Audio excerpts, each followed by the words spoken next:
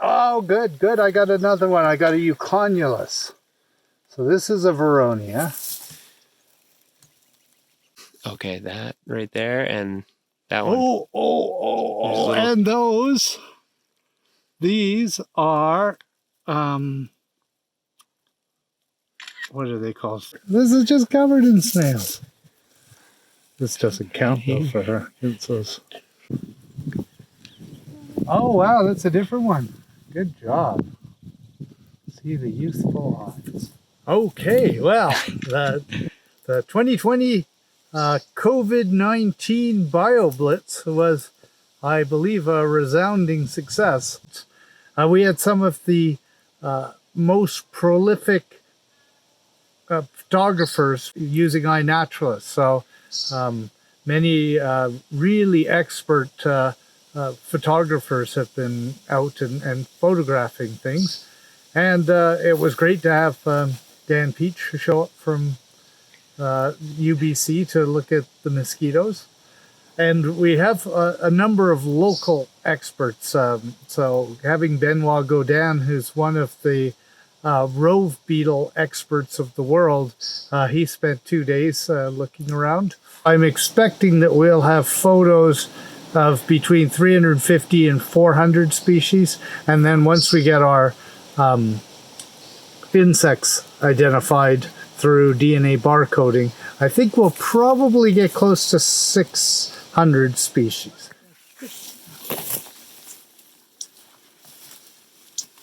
I thought we were supposed to go that way, wasn't it? No?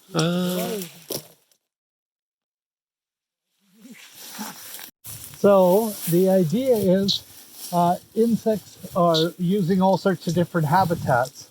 But just like when we are trying to travel through areas, we try and avoid going through the bushes and things. So the insects will come up to the edge of the willows, and then they will move along the willows looking for their appropriate habitat. So the trick with the malaise traps is they do two things. One is the white attracts things, just like a bear will want to come up and see what it is. Insects will see this.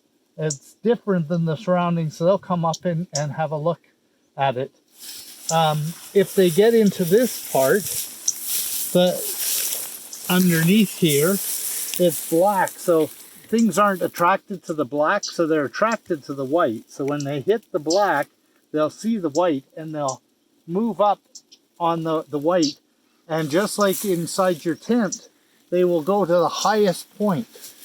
And once they get to the highest point, there's a hole which will lead them into this bottle.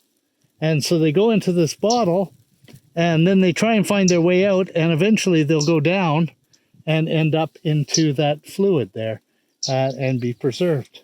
So it's a very good way of sampling a broad variety of habitats. So we have lots of wasps and things like that in there.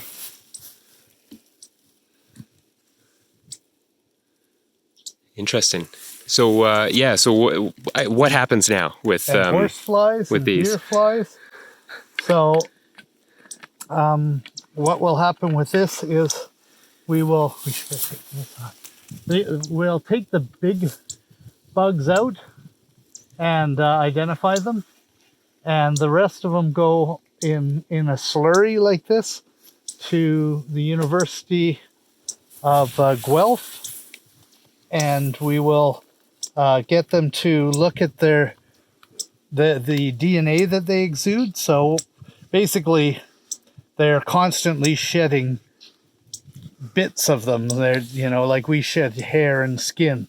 The same thing happens with the insects. So they just sample the liquid, and their DNA is all throughout the liquid. So then they can say, here are all the things that we've identified that occur in this liquid.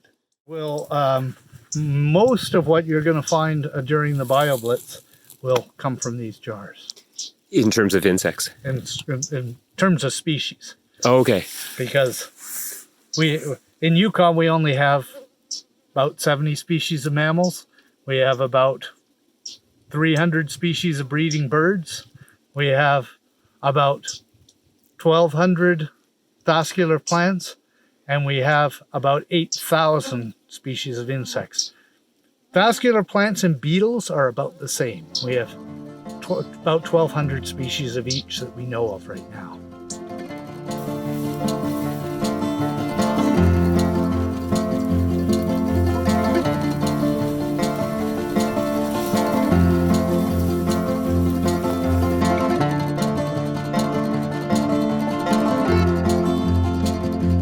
Well, I'm looking for rove beetles. Basically, those are tiny little beetles that lives in the soil, and all sorts of other habitat. But soil is one of the main thing where they live. They live in the litter, and they're mostly predators. So they would eat some larvae of maggots, of diphtheria flies or other things, and so that's what they do, and they look at microhabitat depending of the humidity. Some are more specialized with riparian area. Some are more in deciduous. Some are more in in grass place or whatever. I mean, there's so many different habitats. Some are going into burrows and feces and plants, you name it. And so we're trying to establish a little bit what the species are, and finding out their habitat to gear people towards using those beetles as species indicators and identification of habitats and how healthy an ecosystem would be. They're one of the most numerous beetles on planet Earth. But they're small. That's why nobody looks at them. Interesting. There was one plant that I hadn't seen in anywhere in the south central or southwest Yukon. We got it on the roadside just over here. This morning we had a wasp species that is a new genus for Yukon. I mean, we weren't even finished the Bioblitz, and we were already finding new species. I've got a plant that I'm not exactly sure, but it may be a new species for Yukon. So that's there's always something. Wow. We had one person who pulled up a rock and found 3 different species of terrestrial snail under it, and they didn't even realize we had snails in Yukon. So that's things like that are really highlights for me. It's really sharing the experience of the rich biodiversity. And even Jake didn't realize we had least chipmunks here. So we even found mammals that were new to the wild.